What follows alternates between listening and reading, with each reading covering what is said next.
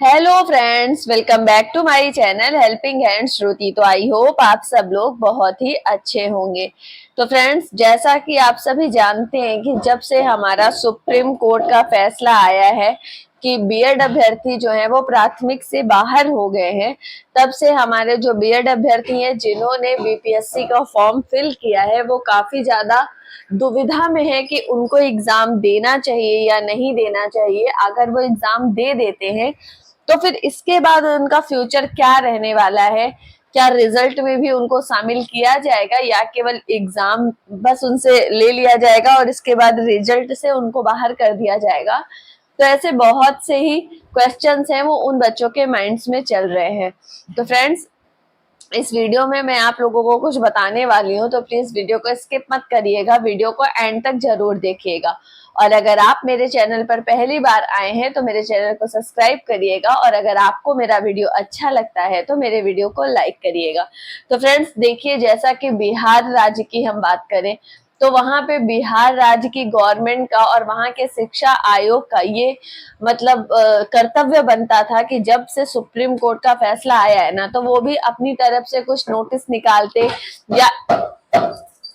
या एनसीटी से कोई मतलब बात करके उनका थोड़ा सा जानने का कोशिश करके उस हिसाब से बीएड अभ्यर्थियों के लिए कोई वो करते कि मतलब उनको एग्जाम में शामिल किया जाए या नहीं किया जाए। लेकिन मैंने आपको जैसा कि बीपीएससी के चेयरमैन जी का ट्वीट भी दिखाया था कि उन्होंने तो बस सीधा सीधा कह दिया कि आप लोग एग्जाम दीजिए और बाकी हम बाद में देखेंगे। और जो बच्चे हमारे गए वहां पे सचिवालय में, तो उन बच्चों से ये कहा गया कि आप लोग एग्जाम दीजिए फिर कोर्ट जाइए। तो ये मतलब ऐसे ऐसे वहां से जवाब देखने के लिए मिल रहे हैं, और तो इन्होंने कुछ भी क्लियर नहीं किया है। जबकि बिहार गवर्नमेंट को चाहिए था कि ये शिक्षा आयोग को एनसीटी से बात करके उस हिसाब से कुछ नोटिस इनको जारी करना चाहिए था, बट इन्होंने जारी नहीं किया।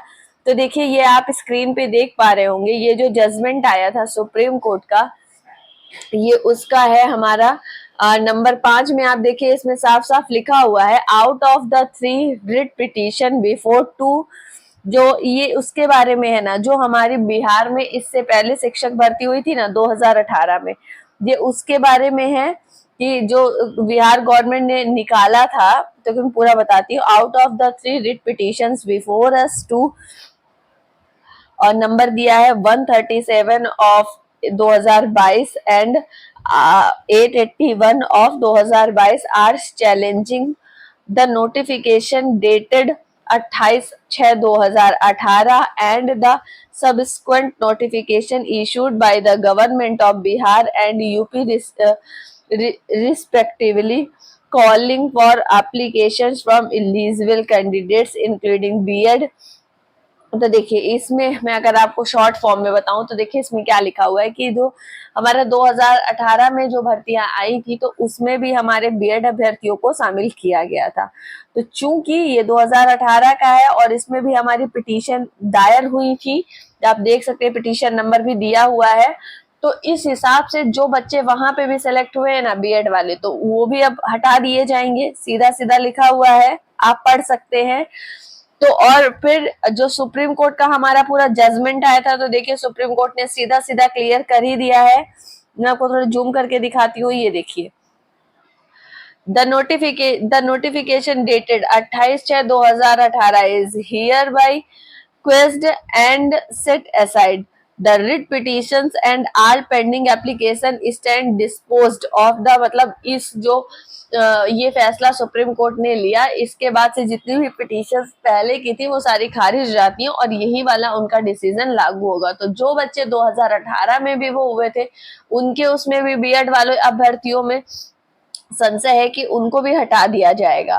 तो देखिए सीधा सीधा ये है। और इसके बाद से अभी हमारी जो बिहार गवर्नमेंट है और जो वहां का शिक्षा चयन आयोग है, वो बस पेपर कराने की जल्दी में है। वो ये नहीं बता रहा कि वो अगर बीएड अभ्यर्थियों को शामिल कर रहा है तो आगे का उसका क्या रोड मैप है, वो किस बेसिस में बीएड अभ्यर्थियों को शामिल कर रहा है। क्योंकि देखिए, अगर मैं आपको आरटीई बताऊं कि जो के गवर्नमेंट होती है ना, स्टेट गवर्नमेंट, उसके पास आरटीई के हिसाब से एक वो होता है अधिकार की जिसमें वो कर सकती। देखिए आप देख पा रहे होंगे, 23 शिक्षक नियुक्ति के लिए अर्हता और सेवा के निबंधन और शर्तें। कोई व्यक्ति जिनके पास केंद्रीय सरकार द्वारा अधिसूचना द्वारा प्राधिकृत किसी शिक्षा प्राधिकारी द्वारा यथा अधिकथित न्यूनतम अर्हताएं हैं, शिक्षक के रूप में नियुक्ति के लिए पात्र होगा। इसका देखिए ये नंबर 2 आपके लिए इंपॉर्टेंट हो जाता है। जहां किसी राज्य में अध्यापक शिक्षा के पाठ्यक्रम या उसमें प्रशिक्षण प्रदान करने की पर्याप्त संस्थाएं नहीं है या उपधारा 1 के अधीन यथा अधिकथित न्यूनतम अर्हताएं रखने वाले शिक्षक पर्याप्त संख्या में नहीं है, वहां केंद्रीय सरकार यदि वह आवश्यक समझे तो अधिसूचना द्वारा शिक्षक के रूप में नियुक्ति के लिए अपेक्षित न्यूनतम अर्हताओं को 5 वर्ष से अनधिक की ऐसी अवधि के लिए, देखिए सीधा सीधा इसका मतलब ये है कि ये वाला पॉइंट दिखा के राज्य सरकार जो है वो बीएड अभ्यर्थियों को शामिल कर सकती है और फिर उन्हें कोई बाहर भी नहीं कर सकता। लेकिन आप भी जानते हैं कि जो हमारा बिहार में बीटेट हुआ था वो आपका 2019 में हुआ था, 2019 में हुआ था। इसके बाद से 4 साल हो गए हैं, वहां पे कोई भी बीटेट नहीं हुआ है। बिहार की गवर्नमेंट से जब कहा गया कि वहां बीटेट नहीं हुआ तो उन्होंने कहा कि अब हम बीटेट नहीं कराएंगे बल्कि सीटेट के बेस में ही अभ्यर्थियों को शामिल करेंगे। और चूंकि आप जानते हैं कि सुप्रीम कोर्ट का जजमेंट आने के बाद हमारा सीटीईटी के जो रिजल्ट हैं वो रद्द हो चुके हैं, पेपर 1 के जो बीएड वालों के थे वो रद्द हो गए हैं। तो अब अगर हमारी राज्य सरकार इस पॉइंट के तहत रोड मैप दिखाते हुए इस पॉइंट के तहत बीएड अभ्यर्थियों को शामिल कर भी लेती है तो फिर आपका एक और मामला फंसेगा सीटेट वाला, क्योंकि बीटेट तो आप पास है नहीं, आपने सीटेट के बेस में फॉर्म फिल किया है तो फिर बीटेट का मामला फंसेगा। और फिर गवर्नमेंट एग्जाम के पहले बीटेट तो कंडक्ट कराएगी नहीं, ये आप भी जानते हैं क्योंकि वो एग्जाम 24 तारीख को ही लेने वाली है। तो मामला फिर फंसेगा ना, क्योंकि आपके पास बीटेट नहीं है, आप सीटेट किए हुए हैं और सुप्रीम कोर्ट का जजमेंट आने के बाद आपका बीएड अभ्यर्थियों का जो सीटेट पेपर 1 है वो अपने आप रद्द हो गया है, उनका रिजल्ट इनवैलिड दिखा रहा है। तो फिर आप कैसे उसमें शामिल होंगे? इस मामले में जो हमारी बिहार गवर्नमेंट है और वो जो वहां का शिक्षा चयन आयोग है कुछ भी अपनी बात क्लियर नहीं कर रहा है, जबकि उसको अपनी बात क्लियर करनी चाहिए। देखिए अगर उसको बीएड को बाहर ही करना है ना तो देखिए वो सीधे सीधे अभी बाहर कर दे, क्योंकि कोई बच्चा जब एग्जाम देने जाएगा, मान लीजिए उसका एग्जाम अच्छा हुआ और उसको बाद में बाहर किया जाएगा ना तो वो उसको ज्यादा हर्ट करेगा। अभी तो कम से कम अभी भी उसको दुख होगा लेकिन थोड़ा कम होगा। सोचिए अगर आप ही एग्जाम देने जाइए, आपका एग्जाम बहुत अच्छा हो, आपको पता हो कि आपका वहां सिलेक्शन होने वाला है, लेकिन आप वहां रिजल्ट आने से पहले आप बाहर कर दिए जाएं तो आपको कितना दुख होगा। तो इसी वजह से बिहार गवर्नमेंट को पहले ही कोई ना कोई डिसीजन ले लेना चाहिए ताकि बाद में अभ्यर्थियों को ज्यादा प्रॉब्लम नहीं हो। तो फ्रेंड्स ये था। अब इन्होंने सीटेट, आप भी जानते हैं कि सीटेट का जो पेपर 1 है वो रद्द हो चुका है बीएड अभ्यर्थियों का।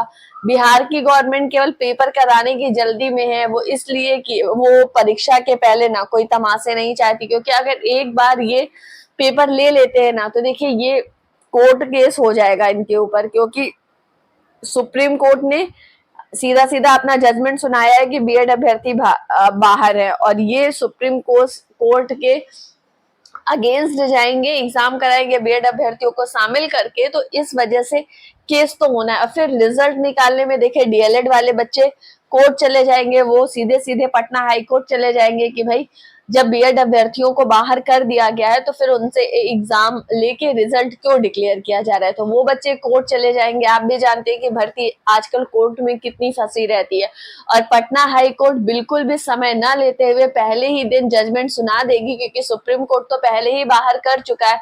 तो वो सुप्रीम कोर्ट के जजमेंट का उल्लंघन न करते हुए तुरंत सुप्रीम कोर्ट के हिसाब से ही फैसला सुना देगी और बीएड अभ्यर्थियों को वहां से बाहर कर देगी। तो इतना चाहिए करना चाहिए हमारी बिहार की गवर्नमेंट को और वहां के शिक्षा चयन आयोग को कि एनसीटी अभी तक कोई तो उसने अपनी गाइडलाइन दी नहीं है, तो एक बार एनसीटी से बात कर ले, अगर कुछ ऐसी गाइडलाइन हो तब तो ठीक है, वरना बच्चों के उसके साथ इसे फीलिंग्स के साथ और नहीं खेलना चाहिए।